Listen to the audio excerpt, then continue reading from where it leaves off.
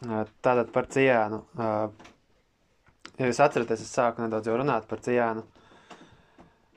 Un šis vārds parādās Bībelē daudz reizes, un viņš tikai, ja jūs atceraties, kādas 5 reizes runāts par fiziski tieši to kalnu, kas ir pie Jeruzālemes, jeb Jeruzālemē, kur bija šis cietoksnis, kuru Dāvids ieņēma, un kur pēc tam bija viņa mājvieta, un kur arī kādu laiku stāvēja Dieva sēšanas telts ar šķirstu. Un es apskatījos, ko nozīmē Ciāna, skatoties caur jauno darību, lai mēs saprastu veco darību. Tāpēc apskatījos šīs jaunās darības raksturvietas, un kur jūs, ja jūs atcausiet prātā, ka rakstīts par to, ka lai Ciānas meita priecājas, vai kā tur bija, ka šis ķēniņš nāk pie viņas pazemīgs, vai arī, kur Dievs saka, ka es Ciānā lieku stūrakmeni, un vai arī, kur no Ciānas viņš nogriezīs bezdievību, kur viņš runā par draudzi visās šajās vietās. Un arī apskatījām šos 144 000, kas stāv uz Ciānas kalna, un ka viņi nevar apzīmēt neko citu kā vien draudzi, kura ir piederīga Kristum, kur ir viņa mācekļi, kas viņam seko visur, kur viņš iet. Un tālāk es apskatījos tādu no jaunās darības skatu punktā, kas ir Bībelē uz beigām, bet es gribētu tagad atgriezties atpakaļ par to Ciānu, kas ir rakstīts vecajā darībā. Vārds Ciāna tiek lietots vai nu fiziski apzīmējot to kalnu, vai arī apzīmējot Dieva ļaudis kā kopumu, vai arī Dieva svēto vietu, Dieva svēto pilsētu. Un vecajā darībā ir ļoti daudz šīs raksturvietas. Pārsvarā, kā es teicu, ir šī garīgā nozīme. Un vēl es pieminēju, ka mūsdienās ir vārds cionisms, cionisti, cionas protokoli un vēl dažādas lietas, kas, ja jūs arābiem kādiem pateiksiet, musulmaņiem pateiksiet vārdu Ciāna vai cionisms, tas viņiem izraisīs riebumu. Jo viss, kas viņiem to saistās, ir tas, ka tā ir mūsdienu Izraēla, kas karo ar visām apkārtējām arābu valstīm, un kas visu laiku izplatā naidu pret visām apkārtējām arābu valstīm, un viņi ir cēlusies no šīs mūsdienu cionismu kustības. Un tas ir nes sliktu slavu šim vārdam. Bet tam nav nekādas saistības ar to Ciānu, kas ir Dieva Ciāna, kur valda viņa ķēniņš. Arī tieši šobrīd ir šis konflikts Izrēlā, un arī tas, man liekas, cik es nedaudz zinu par to, tas, man liekas, arī nes sliktu slavu šim vārdam Izrēla un arī visam pārējiem, kas ar to saistīts. Bet Bībelē mēs redzam, ka Dievam savi ļaudis ir īpašā vietā visu laiku. Un viņam šobrīd arī ir savi ļaudis. Un tie nav tie, kas fiziski mājo tajā Palestīnā, kuri tur karo. Bet tie ir tie, kas viņam ir, kas ar viņu ir slēguši darību, jauno darību, jaunajā testamentā. Un tas, ko es šodien runāšu, būs nedaudz kā vēstures stunda par to, kas notika ar Ciānu vecajā darībā. Un kā es teicu, tas neatiecas tieši uz to kalnu, bet Dievs runā par viņa ļaudīm, par viņa ļaudīm kā kopumu.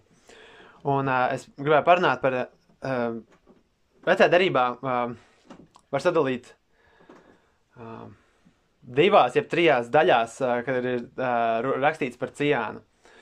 Viens ir laika skatījumā skatās. Viens ir tas, ka pirmais ir tas, ka Dievs pasludina tiesu pār Ciānu. Tas ir pirmais, ko mēs redzam. Un viņš runā par saviem ļaudīm. Otrs ir, ka mēs redzam, ka Ciāna jau tiek tiesāta vai ka viņa ir saņēmuši šo tiesu sodu. Un trešais ir, kur ir ļoti daudz apsolījumu par to, ko Dievs darīs ar Ciānu nākotnē, kā viņš viņu svētīs. Un es centīšos šīs 3 lietas arī šodien apskatīties. Un sanāk nedaudz vēsturiski skatoties, bet, protams, Dieva vārds ir tas, kurš māca mūs. Un gribu arī saprast par to, gribu arī paskaidrot par to, kā tas attiecas uz mums un ko mēs varam mācīties. Jo tā ir milzīga daļa no Bībeles, no svētajiem rakstiem, kur ir šie visi pravietojumi, Jesajas, Jeremijas, Ecehjēla, Cefanijas, Caharijas un citās grāmatās. Tā ir liela daļa no Bībeles, kur ir rakstīts par to, kas notiks ar Ciānu un arī Jeruzālemi. Un arī par to, kas notika, kā viņa tika tiesāta. Arī tā ir liela daļa Bībeles. 1. korintiešiem 10:11 ir teikts, tad nu viss tas notika tiem par piemēriem, un tie ir pierakstīti mūsu pamācīšanai, uz kuriem pasaules beigas ir nākušas. Tādēļ, lai tas, kas domā, ka viņš stāv, pielūko, lai viņš nekrīt. Viņš runāja par izrālēšanu tuksnesī, un viņš saka, ka tās lietas, kas bija pierakstītas, bija par mums par piemēru. Un arī citas lietas, kas ir vecajā darībā, kur ir visādi stāsti un šie notikumi, kā Dievs izrīkojas ar saviem ļaudīm, tie ir mums par piemēru. Un viņš saka, lai tas, kas domā, ka viņš stāv, pielūko, lai viņš nekrīt. Jā, viņš rauga uz savu staigāšanu. Un Jēzus arī Atklāsmes grāmatā vairāk kārt brīdināja savas draudzes. Līdzīgi tāpat kā vecajā darībā mēs varam lasīt šos praviešu vēstījumus, kur viņi nāk pie prinčiem, viņi nāk pie konkrētiem ķēniņiem, uz pilsētām, uz teritorijām, un viņi sludina. Viņi sludina, ka cilvēkiem ir jāatgriežas no grēkiem, sludina par konkrētiem grēkiem un stāsta, kā Dievs sodīs, ja viņi neklausīs. Un arī Atklāsmes grāmatā, kur mēs lasam Jēzus pēdējos vārdus savām draudzēm, ir, piemēram, vienā draudzē viņš saka, bet man ir dažas lietas pret tevi, tāpēc, ka tev tur ir tie, kas tur Balāma mācību, kurš Balakam mācīja mest klušanas akmeni Izraēla bērnu priekšā, ēst elkiem upurēto un darīt netiklību. Tev arī ir tie, kas tur Nikolaīta mācību, ko es ienīstu. Nožēlo, vai arī es nākšu pie tevis ātri un cīnīšos pret tiem ar savas mutes zobenu. Līdzīgi tāpat kā vecajā darībā bija šie pravieši, kas nāk un saka, tā saka tas kungs, un ka pār jums nāks sots, ja jūs neatgriezīsieties no šiem grēkiem. Tāpatās arī ir pēdējos laikos ir Dievs runājis ar savu dēlu, un viņš runā, un viņš saka draudzēji arī, jums ir šīs maldu mācības, un jums ir viņas jānožēlo. Un vecajā darībā mēs varam lasīt par šo Izraēla un Jūdas grēkiem, un otra lieta, ko mēs varam novērot, ir, cik tam visam laikam gāja cauri liela Dieva pacietība. Cik viņš bija pacietīgs ar saviem ļaudīm, kad viņi viņu kaitināja. Viņi zinādami likumu darīja pretī tam likumam. Un tad vēsturiski es gribēju apskatīties par šīm 3 lietām, kā runājot tieši par Ciānu, par to, ka tika pravietota tiesa par viņa grēkiem, par to, kā tika piepildīta šī tiesa, un par to, kā Dievs arī apsolīja mierinājumu Ciānu, kā viņš apsolīja mierināt Ciānu, un kā tas attiecas uz mums un jauno darību. Sākšu no, kā es teicu, praviešos, daudzas nelasīšu visas šīs raksturvietas, tikai tā apskatīšu jūs, lai jūs saprastu, par ko ir runāts. Un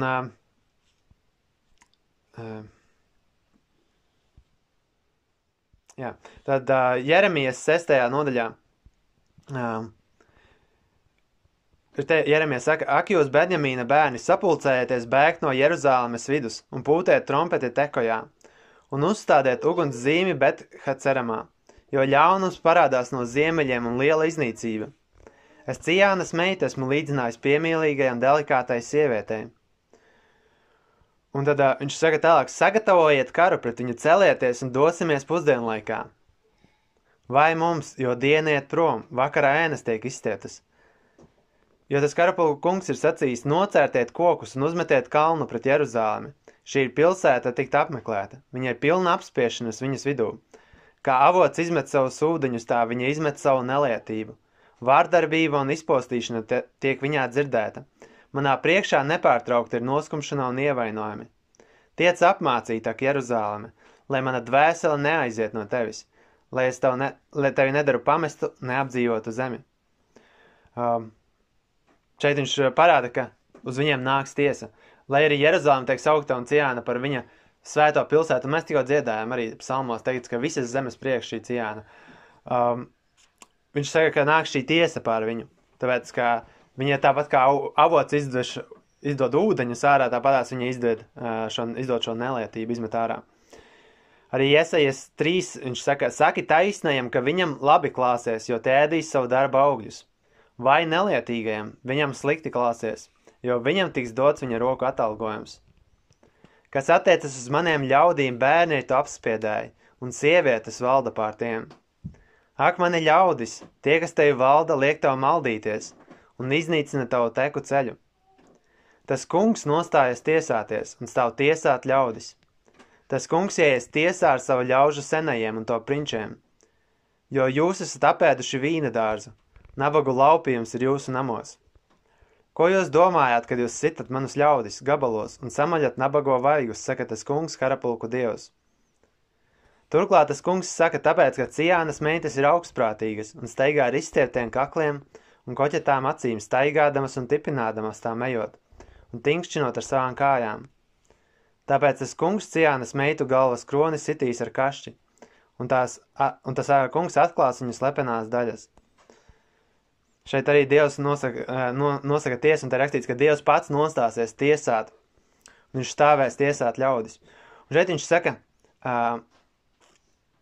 mums varbūt liekas, tagad mēs lasam šīs vecās darības raksturvietas, ka tas bija viņiem, un viņiem bija nedaudz citādāka sabiedrība, viņiem bija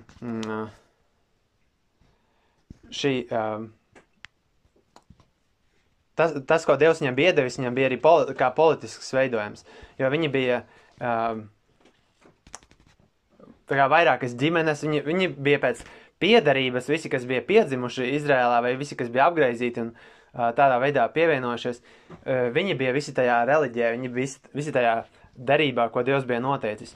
Un viņiem bija arī savā starpā jāiztiesā dažādi šāda veida likumi par zakšanām un laulības pārkāpšanām citiem, un ar nāves sodiem un ar citiem sodiem.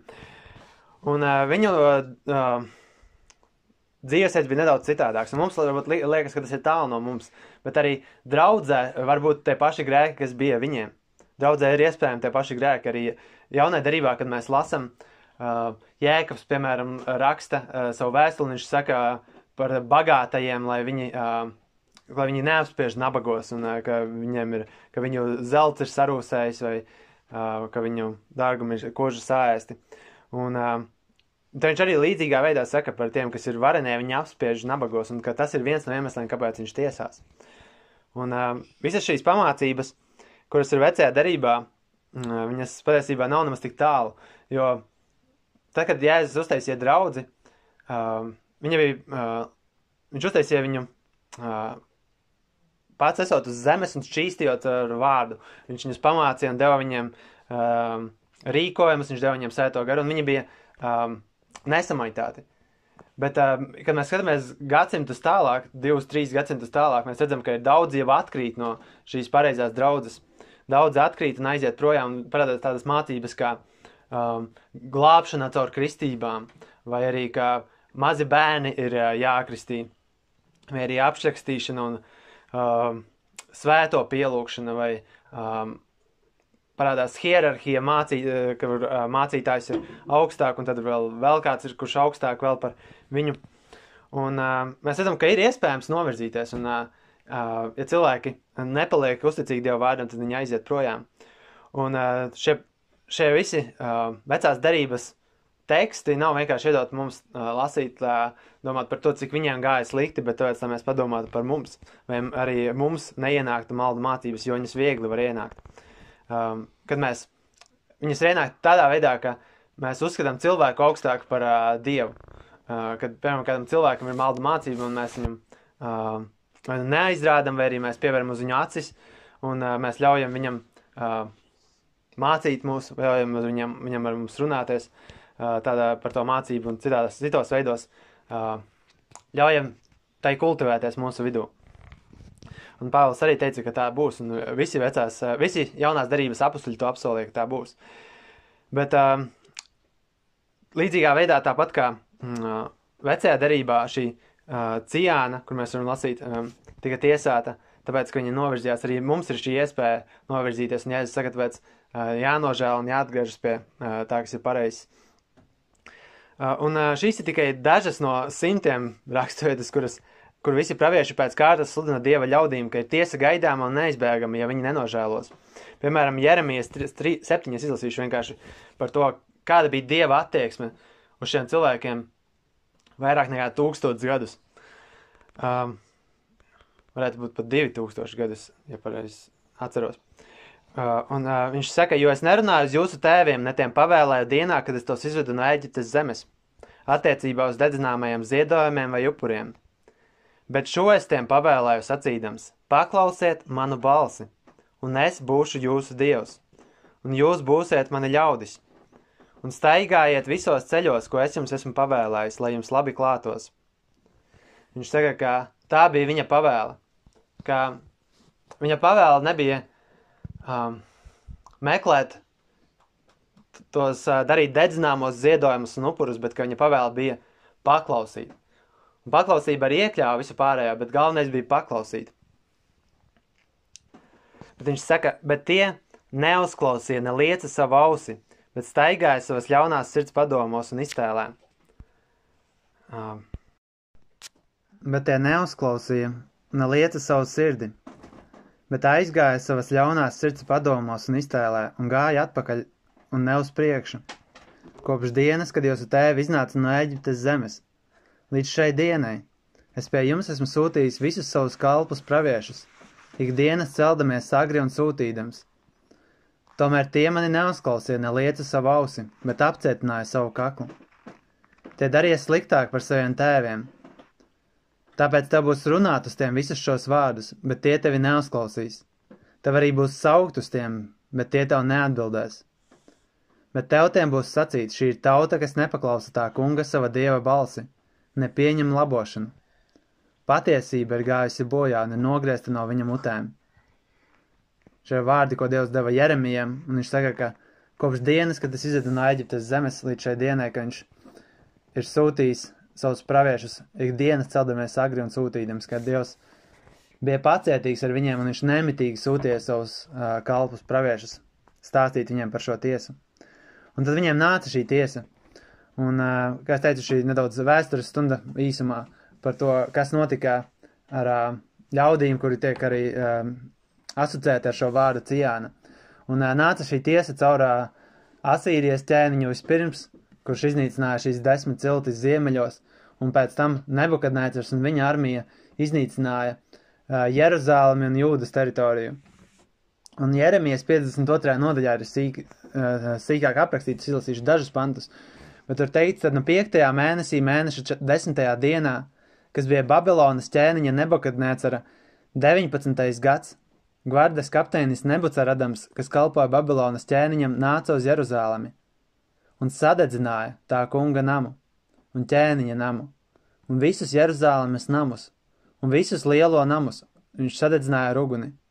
Un visa kaldeja armija, kas bija ar gvardes kapteini, nolauza visus Jeruzālemes mūrus apkārt. Tā bija šī pilsēta, kur cilvēki teica, tā Dieva svētā pilsēta, un tur bija šis templis, uz kuru cilvēki paļāvās, un kur viņi nesa viņam upurus. Bet Dievs pats sodīja viņus, un Dievs pats iznīcināja pilnībā šo vietu. Tā ka viss tika nodedzināts un viss tika aizests projām.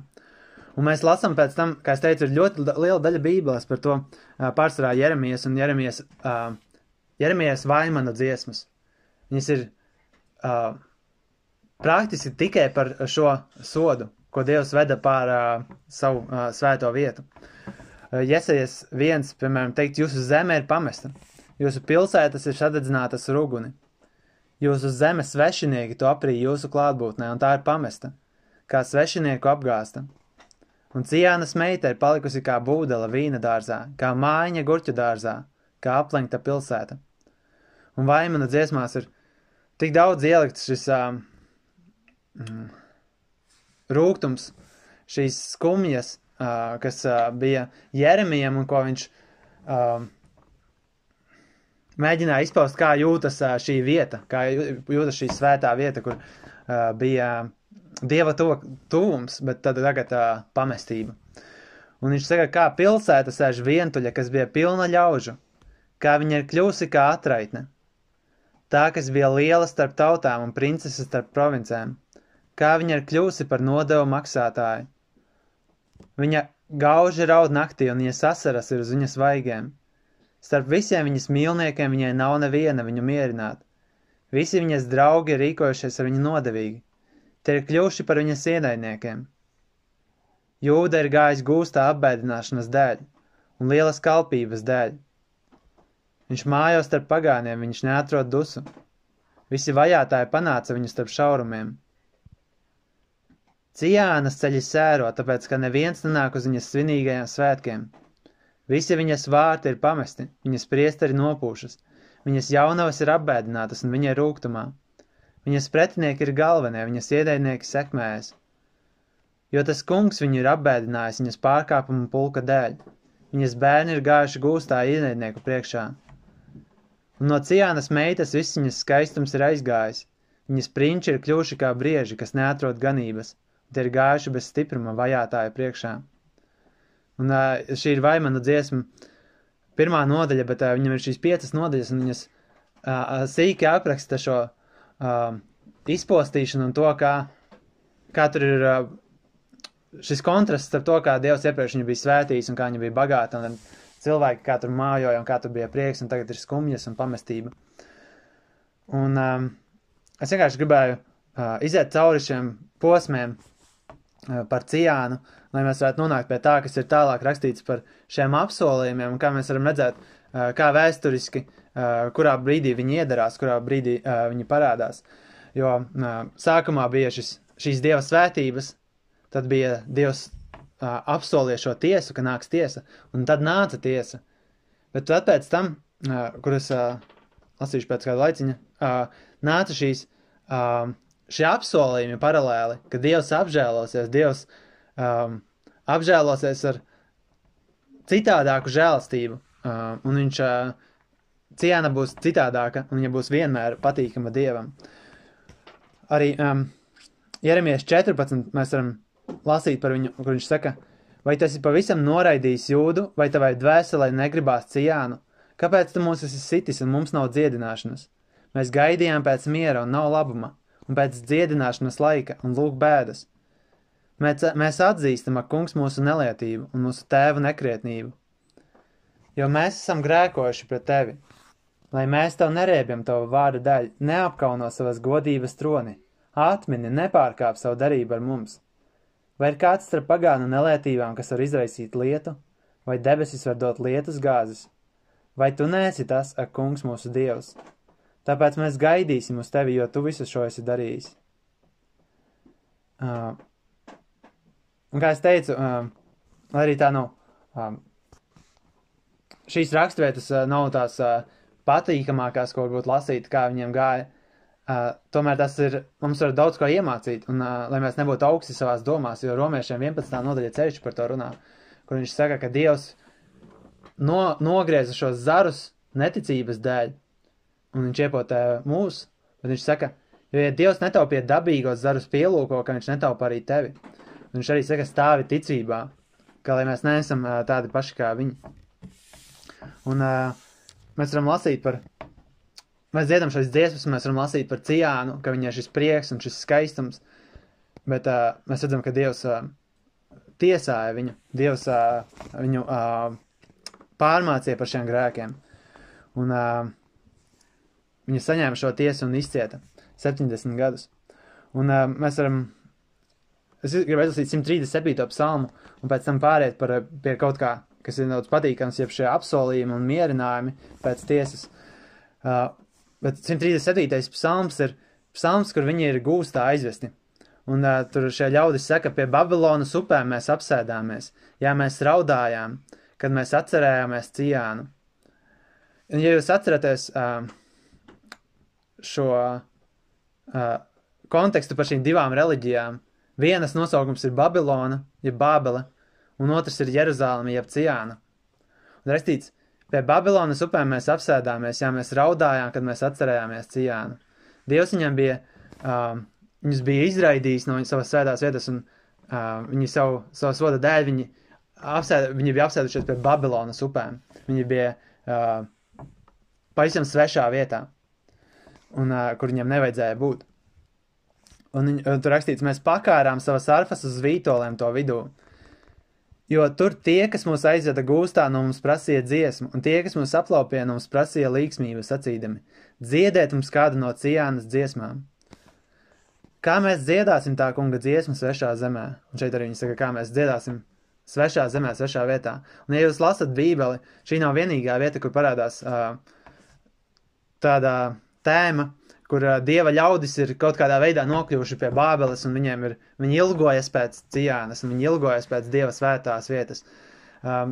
Pats sākums ir tas, kur Ābrahāms tiek izvests no Babilonas zemes, no Kaldeju zemes, un viņš tiek izvests uz zemi, kur Dievs viņam dos par apsolījumu. Tad mēs redzam vairāk kārt Bībelē tas notiek, un arī atklāsmes grāmatā Dievs saka, kad viņš tiesā šo Bābeli lielo, viņš saka, izejiet no viņas mani ļaudis, neņemiet daļu pie viņas mocībām, ka tā nav vieta, kur viņiem ir jāatrodās. Un šeit viņi sēž pie Bābeles upēm, viņi nespēja dziedāt, tāpēc, ka viņiem ir šīs skumjas pēc Ciānas, tāpēc, ka Ciāna ir saņēmusi šo tiesu no Dieva, un viņi saka, kā mēs dziedāsim tā kunga dziesmu svešā zemē. Un tad viņi saka, ja es tevi aizmirstu, ak Jeruzālemi, lai mana labā roka aizmirst tās izveicību, ja es tevi neatceros, lai mana mēla pielīp pie manām augslējām, ja es nevērtēju Jeruzālemi pār savu lielāko prieku, tad viņš šie dziedātāji, šie cilvēki, kas sēdēja pie šīm upēm, viņi saka, ka Jeruzālem jeb Ciāna ir viņa augstākais, lielākais prieks. Un tas, par ko es šodien runāju, un arī citas reizes, es gribu, lai mēs vairāk saprotam par to svēto vietu, ko Dievs ir veidojis saviem ļaudīm, ko viņš sāka veidot, kad viņš Ābrahamam teica, izej uz šo zemi, ko es tev došu, un pēc tam mēs redzējām šos visus pravietojumus, ko Dievs deva Ābrahamam, kā viņš apsolīja, un tāpēc arī kā Dievs veidoja savus ļaudis, kā viņš viņam deva savu likumu, un kā viņš viņus ielika tajā vietā, bet šis tālākais apsolījums bija uz ilgāku laiku, kas gaidāms pēc tam. Un kā Bībele ir ļoti daudz par to runāts. Bībelē ir daudz runāts par glābšanu no grēkiem, par to, kā Dievs glāb no grēkiem, un par to, cik viņš ir žēlastīgs un labs un kā viņš apžēlojas. Un tā ir milzīga žēlastība, ka mēs varam kļūt no sātana velna bērniem par Dieva bērniem. Bet tas, ko es gribēju uzsvērt, ka tā nav vienīgā tēma, kā tas ir daudzkārt mūsdienu kristietībā, ka viss saistās tikai ar to, un visas raksturvietas saistās tikai ar to, un kad runāts par cienu, tas ir kaut kādā veidā attiecas uz to, kā tu tiki glābts. Bet Bībelē ir pilna par Dieva svēto vietu. Un šeit ir teikts, ka šo cilvēku lielākais prieks ir viņa svētā pilsēta. Ka tā ir šī īpašā vieta, ko Dievs ir sagatavojis uz zemes, šī Jeruzāleme, šī Ciāna. Un es taisīšu nedaudz pauzi, un es pēc tam turpināšu runāt par šiem pravietojumiem, kas vecajā darībā arī bija doti no tiem pašiem praviešiem, Jeremijas, Jesajas, kur viņi teica, Dievs sodīs un Dievs vedīs tiesu pār jums un viņš jūs aizvedīs trimdā, bet viņš atkal apžēlosies brīnišķīgā veidā. Un es gribēju izlasīt šos pravietojumus un pastāstīt, kā tas attiecas uz mūsu laiku. Āmen.